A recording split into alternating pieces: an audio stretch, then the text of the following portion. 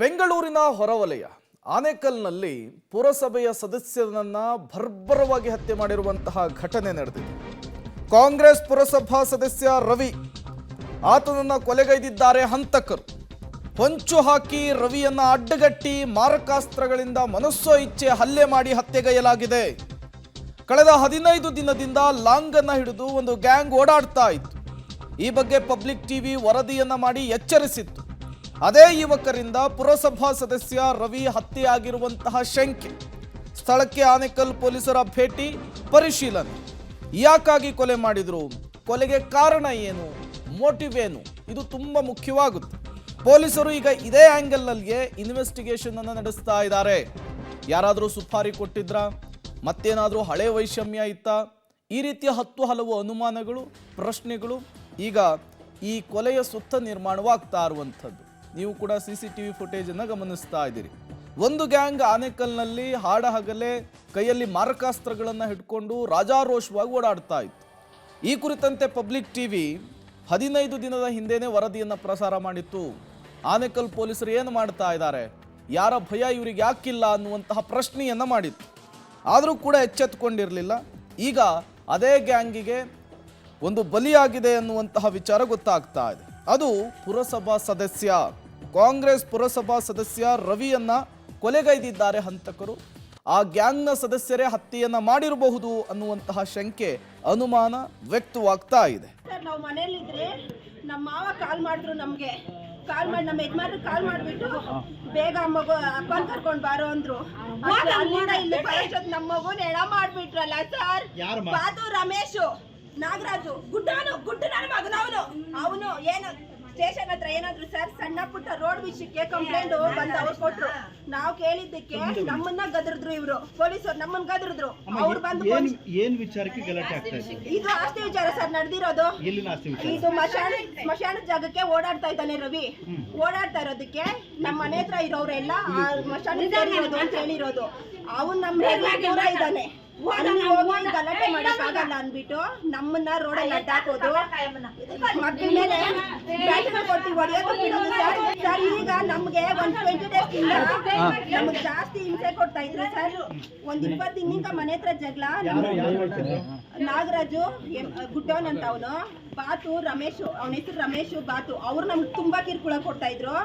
ನಮ್ ರವಿ ನಮ್ ಜೊತೆ ನಮ್ಗೆ ಕಂಪ್ಲೇಂಟ್ ಕೊಡ್ಸಿದೀರಿ ಸರ್. ನಾವು ಕಂಪ್ಲೇಂಟ್ ಕೊಟ್ಟು ನಾನು ಫೋಟೋ ಸಮೇತ ಕಂಪ್ಲೇಂಟ್ ಅಲ್ಲಿ ಕೊಟ್ಟಿದ್ದೀನಿ. ಸ್ಟೇಷನ್ ಅಲ್ಲಿ 10 ಫೋಟೋ ಸಮೇತ ಕೊಟ್ಟಿದ್ದೀನಿ. ಮೊನ್ನೆ 3 ದಿನದಲ್ಲಿ ಸ್ಟೇಟ್ಮೆಂಟ್ ಕೊಡ್ಬೇಕು ಬನ್ರಿ ಅಂದ್ರು. ನಾನು ಕ್ಲಾಸ್ಗೆ ಹೋಗಿದ್ದೆ, ಟೈಲರಿಂಗ್ ಕ್ಲಾಸ್ಗೆ ಹೋಗ್ತೀನಿ ನಾನು ಟೈಲರು. ಸ್ಟೇಟ್ಮೆಂಟ್ ಕೊಡ್ಬೇಕು ಬಾದ್ಗೆ ಅಂತ ಕರೆದ ಫೋನ್ ಮಾಡಿ ನಮ್ಮ ರವಿಗೆ. ಬಂದೆ, ಏನ್ ಮಾತಾಡ್ಬೇಕು ರವಿ ಅಂದೆ. ನಾನು ಮಾತಾಡಿದ್ದೀನಿ, ನೀನು ಹೋಗೋದಕ್ಕೆ ಅವ್ರು ಏನ್ ಕೇಳ್ತಾರೋ ಅದಕ್ಕೆ ಆನ್ಸರ್ ಮಾಡ್ಬಿಟ್ಟು ಬಾ ಅಂತಂದ. ಒಳಗಡೆ ಕುಳಿಸ್ಕೊಟ್ರು. ಏನ್ ಮೇಡಮ್ ಇದು ಅಂತ ಕೇಳಿದ್ದಕ್ಕೆ ಸ್ಟೇಟ್ಮೆಂಟ್ ಅಷ್ಟೇ ನಮ್ಮ, ನೀವು ಕಂಪ್ಲೇಂಟ್ ಕೊಟ್ಟಿದ್ರೆ ನಿಮ್ಗೂ ಮತ್ತೆ ಕರೆಸಿ ನಿಮ್ಗೂ ಸ್ಟೇಟ್ಮೆಂಟ್ ತಗೊಳ್ತಾರೆ, ಅವ್ರಿಗೂ ಸ್ಟೇಟ್ಮೆಂಟ್ ತಗೊಳ್ತಾರೆ ಅಂದ್ರು. ಯಾಕೆ ಮೇಡಮ್ ನಾವು ರಾಜಿ ಮಾಡ್ಕೊಳ್ಳಲ್ಲ ಅಂತ ನಾನು ಕೇಳಿದೆ. ಸುಮ್ಮನೆ ಮನೆ ಹತ್ರ ಕಿರುಕುಳ ಕೊಡ್ತಾರೆ, ಮತ್ತೆ ಅವರೇನೇ ವಿಡಿಯೋಗಳು ಮಾಡ್ಕೊಂಡು ಬಂದು ಇಲ್ಲಿ ಕೇಸ್ ಕೊಡ್ತಾರೆ. ನಾವೇನ್ ತಪ್ಪು ಮಾಡಿದ್ದೀರಿ? ಮನೆ ಹತ್ರ ನಾನು ಡೈರೆಕ್ಟ್ ಆಗಿ ಕ್ಯಾಮ್ರಾ ಹಾಕ್ಸಿದ್ದೀರಿ ಸರ್. ನಮ್ಮ ಅವ್ರು ಕ್ಯಾಮ್ರಾ ಹಾಕ್ಸ್ಕೊಟ್ಟಿದ್ದಾರೆ, ಅವರು ಸಿಂಗಲ್ ಕ್ಯಾಮ್ರಾ ನಮ್ಮನೆ ಕಡೆ ಹಾಕಿದ್ದಾರೆ.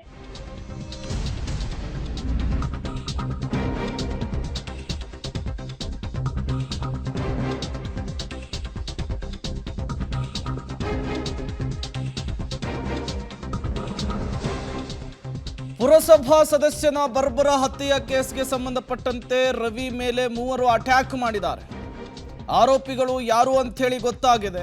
2 ತಂಡಗಳನ್ನು ರಚನೆ ಮಾಡಿದ್ದೇವೆ. ರವಿ ಜೊತೆಗಿದ್ದವರೇ ಕೊಲೆಗೈದಿರುವಂತಹ ಶಂಕೆ ಇದೆ. ಬೆಂಗಳೂರು ಗ್ರಾಮಾಂತರ SP CK ಬಾಬಾ ಹೇಳಿಕೆಯನ್ನು ಕೊಟ್ಟಿರುವಂಥದ್ದು.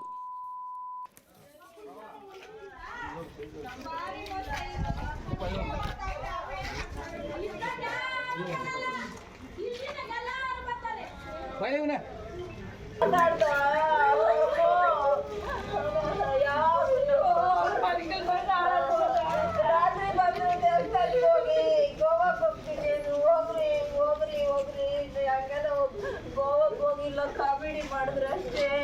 ಬೇಲೂರು ಹಳೆಬೀಡು ಎಲ್ಲ ನೋಡ್ಕೊಂಡು ರಾತ್ರಿ ಬಂದ್ರಮ್ಮ, 11 ಗಂಟೆಗೆ ಬಂದ್ರು. ಯಾರಿಗೇನು ಒಂದ ಜೊತೆಲಿ ಬಿಟ್ಬಿಟ್ಟು ಅವನೊಬ್ಬನೇ ಚೆನ್ನಾಗಿ ತಿಂತಾ ಇವತ್ತು ಅವನೊಬ್ಬನೇ ಒಂಟಿ ಮಾಡಿ ಬಿಟ್ಬಿಟ್ಟು ಮಾತಾಡ್ದ.